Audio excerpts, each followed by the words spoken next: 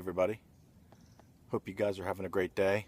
It's a beautiful, crisp, sort of autumn morning here in the Belgrad Forest. I'll give you a sort of look around as So today's video, I hope you can kind of see the rise in elevation as I pan you around. So today's video, I thought I'd focus on my shelter system. I had mentioned it previously in another video.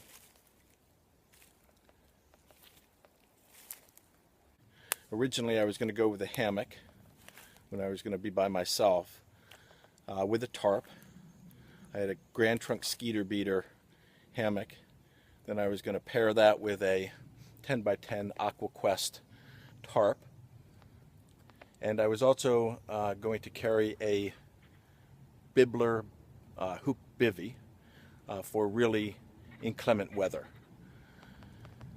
Those systems all together were just a little bit south of 5 pounds, so that's a lot. So in deciding what to go with, particularly with my wife joining me for the first 4 days to Neil's Gap, we decided to go with a Big Agnes copper spur high volume. The reason we decided to go with that, after looking at many of the other options from Hyperlight, from Z-Packs, I believe it's 7 Moons, number of different designs, was the fact that similar to the decision about the Osprey, I like the fact that the Big Agnes as a manufacturer and the copper spur as a model are really battle tested. Been around for a long time, they've seen it, been through it, and yet they still remain very popular. It's about 3.5 pounds, so it gives me certainly a pound, if not maybe slightly more, of weight loss. That's huge. So that's a great advantage. But as I'm actually going to set it up for you, and the reason I'm going to set it up is not really a how-to, but is to show you another aspect of the copper spur that I really like, which is its adaptability. You can put the ground tarp down. You'll see I have an interesting selection with that, which hopefully will garner some comments. And then put just the fly, attach the fly over the frame, and have it as just a tarp setup. That's the rain fly, obviously. Or you can put the just the tent without the rain fly and have really almost like a cowboy camp because it's so open and airy. And then finally you can batten down the hatches if you need to, which I figure given the weather that we'll have in February, I will probably need to do that. So I'm continuing to take the approach with this gear selection, rather than provide you an overall gear selection video, which I haven't found to be that helpful because all of these decisions are so personal, that I thought I'd walk through the decision-making process that we used and, allow you to customize your gear to your hike. As I said, for me, the money really isn't an issue. For me, weight is a significant issue, obviously. Durability in my days in service, intelligence service, not military service. Things that are multifunctional, things that are adaptable, they play a big role. Highly specialized, highly technical gear has its place, and I will have some of that. But for the main items, I tend to go with time tested and true. And cost effective for sort of the mission requirement as defined. So I am having issues with this phone setup and memory issues.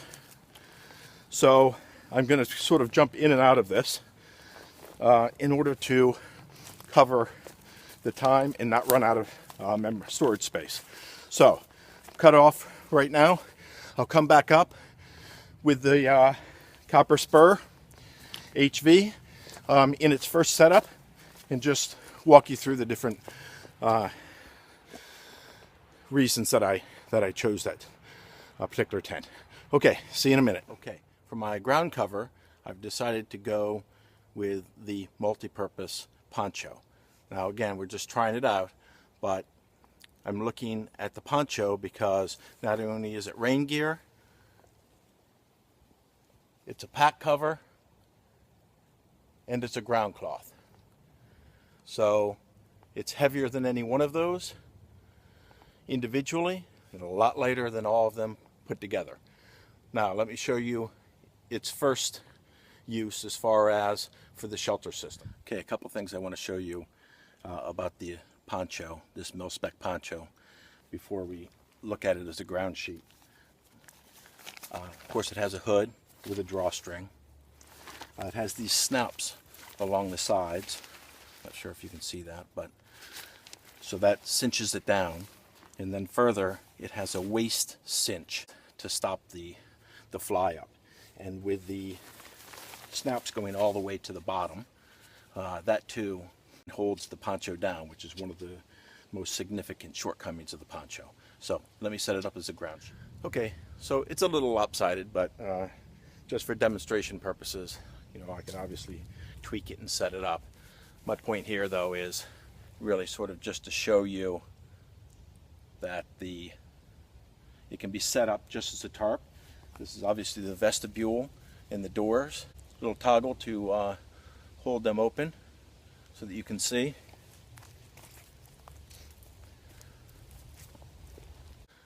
There's even a little extra slack here to serve as ground cover for underneath the vestibule to keep your things dry. So now I'll go to the actual tent setup. Okay guys, and here's the tent setup without the rain fly. You see, come over here like this so you can see. The ground cloth, you can see, is about the size. I have it evenly divided between the two sides, so it's big enough this way for a pair of boots or something. Now I'll put the rain fly over it. I'll also shift the tent back, so if you were to use just one door, how much space you'd have with the poncho as a ground cover for your bag and everything. This is big enough certainly for a pair of shoes, maybe your bag set on its side. Depends on how big the bag is, but I'll show you with the bag in it for the when I actually have the rain fly on. Okay guys, and finally here it is. This is the Big Agnes Copper Spur HV UL2 with it all assembled, battened down. You can see here, sort of put the one vestibule out so that you can see about how the pack would fit under there, and see if I can do this. And then you can see the ground cover. The pack fits nicely on it. Again, this is only if you're using one side of the door, otherwise you have half that space only for like a pair of boots if it's going to be completely dry. Of course, you could use your ass pad or something. But one of the other things I like about, I think I had mentioned earlier about the Big Agnes, is for a little bit of extra weight, they give you some really efficient and unique functions that make life a little bit easier. This is one of them. You can see this little prop here. You can take it off.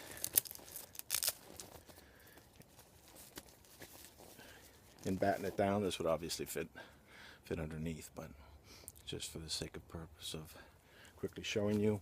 And then inside there are several pouches up near your head area for you to put gear. So this is what we're going to try.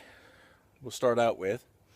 We'll see how it works over the winter here, and I will continue to keep you updated. So as I leave you today, button down for inclement weather. Again, I want to really thank you for taking the time, watching the videos, starting up the conversation. If you like this concept of reviewing gear pieces at a time, really is a discussion about what goes into the decision-making process, really more so than the individual item. And I ask that you hit the like button. If you want to continue the conversation as we move forward into our 2018 Thru-hike to Katahdin, then I ask that you hit the subscribe button. There's a lot of good folks out there. 17 and 16 really supported each other, watched out for each other. I'm sure class of 18 will do the same. A number of us are getting our channels together, getting practiced with using YouTube videos, being clear and concise in our conversations with you.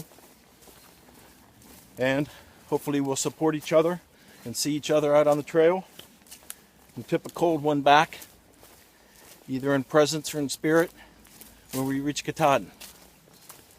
So, from the Belgrad Forest in Istanbul, Turkey, Scars out.